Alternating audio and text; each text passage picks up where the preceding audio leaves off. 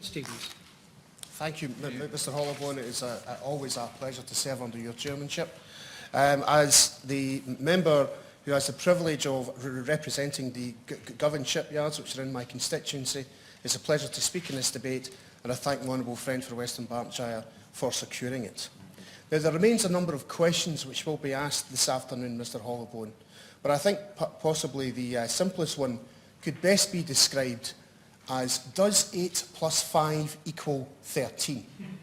Because that is important in understanding the history of where we are now. Because as my honourable friend for Western Barton highlighted, the history started with promises of 13 Type 26 frigates before the independence referendum. And last November, at the Strategic Defence and Security Review, we were then told the assurance that it's okay, there won't be 13 Type 26 frigates, there'll be 8 Type 26 frigates and 5 light general purpose frigates. So there's nothing to worry about, was the message that was given to the workforce on the Clyde. And I do ask that question because I know that the workforce in the Clyde and the trade unions are frustrated and worried about the delays to the timetable of Type 26, which was originally, the original date to cut steel was May this year, May 2016. And it would be useful, I think, if the Minister today could give reasons for the delay to the procuring of Type 26, because despite 15 written questions from myself, I've received no meaningful answers. So can the Minister... I'll give way to the gallant member. I don't think... Thank you, Mr. Holloway. I don't think we need the Minister to answer that. The answer is we had no money. That's why we had to cut down the number of Type 26 ships. Money for Trident. We did not have the money, and we actually had to cut our means to suit our coat. Well, the gallant member may say that, and I may come on to that. The government have never actually confirmed that that is the reason for the delay, and I think it would be useful if the government were to say that today. Because if the honourable and gallant member is correct that there was a lack of money, then I'm sure there are committees in this House and honourable members across this House who would want to ask the question as to what happened with that money. Because as Lord West suggested at a select committee, the defence budget for shipbuilding was spent, and he said, in answer to my honourable friend for Dunfermline and West Fife, "Shall I tell you what the problem is? Notwithstanding having said how much extra money there is for the defence in the near years, there is not. There is almost no extra money available this year, and we are really strapped next year. The government aren't coming clean about that. I think if they did, people would understand." And he also then, in further questions, outlined that delays can be costly in the long run. Because he then said, in answer to the chair of the Defence Select Committee, "Every delay costs you money. These delays all cost money.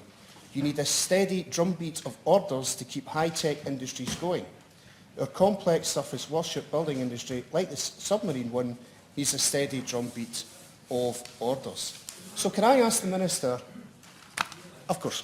Honourable friend for giving way. He talks about the drumbeat and the starting point for this particular project. And isn't that one of the key concerns, that even when this project starts, if the drumbeat is extended and the length of time is extended for completion of each ship, then by nature of that equation you need fewer workers?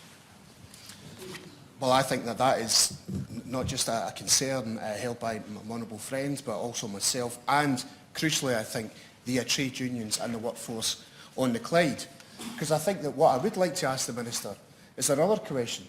Is, can the Minister tell us what economic impact assessment has been carried out on delaying the Type 26 frigates? Because we know from an excellent report from the Fraser of Allender Institute, a report commissioned by GMB Scotland, that the two BAE yards at Govan and Scotstoun directly employ a total of 2,723 people, over 1,000 of which are skilled tradespersons, men and women, and I'm delighted to see that in BAE that there is an increase in women apprenticeships and women workers highly involved here in high-tech industry. And they estimate that the two yards in Glasgow support a total of 5,943 jobs and And in doing so, that supports £162.7 million worth of wages across Scotland as a whole.